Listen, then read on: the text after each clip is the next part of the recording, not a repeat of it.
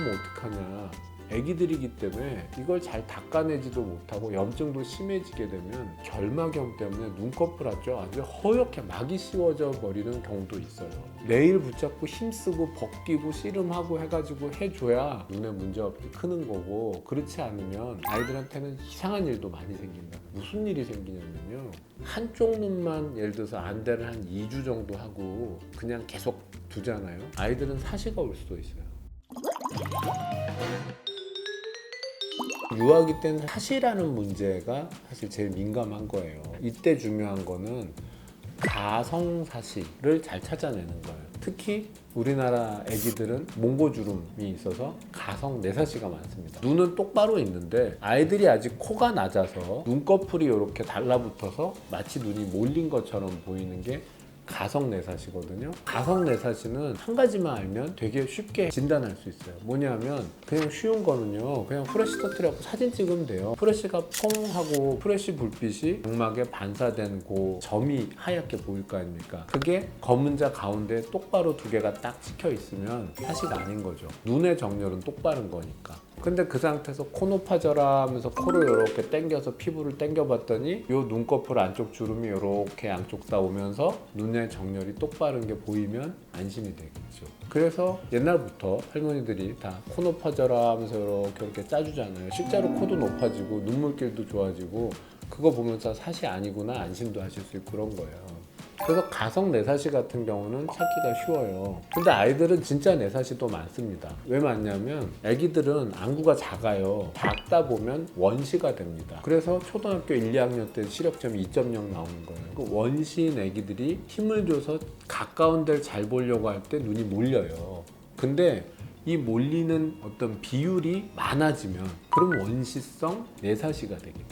우리가 이걸 조절성 내사시라고 하는데 원시 때문에 조절을 해서 몰리는 거고요.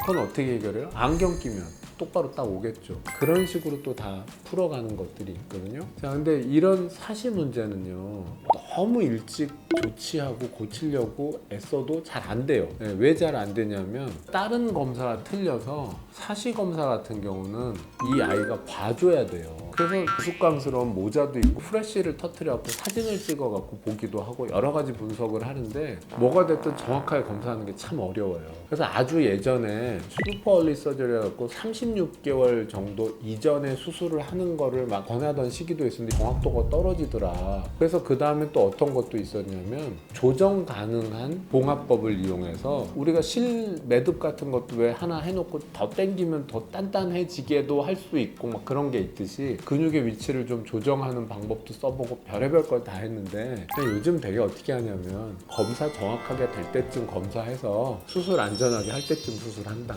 그냥 그렇게 많이 변했어요. 그게 맞는 것 같아요.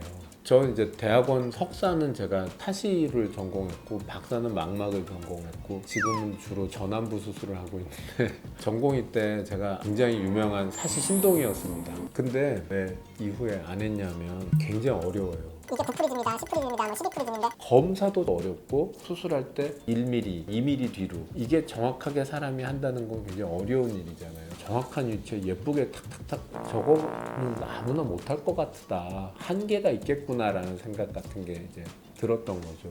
근데 재미는 있었다는 거예요. 그런 사시와 관련된 거는 4세에서 6세 대부분 진단이 되고 초등학교 저학년 때 되게 이제 수술들을 해요. 최종적으로는 미용의 목적도 있어요. 똑바라져야 되거든요. 그리고 그래야 기능도 좋아져요. 근데 이걸 똑바르게 하기 위해서 요즘은 보톡스를 갖고도 합니다. 그거는 따로 한 편을 찍어서 말씀드릴게요. 네, 지금까지 안과의사 김문희였습니다.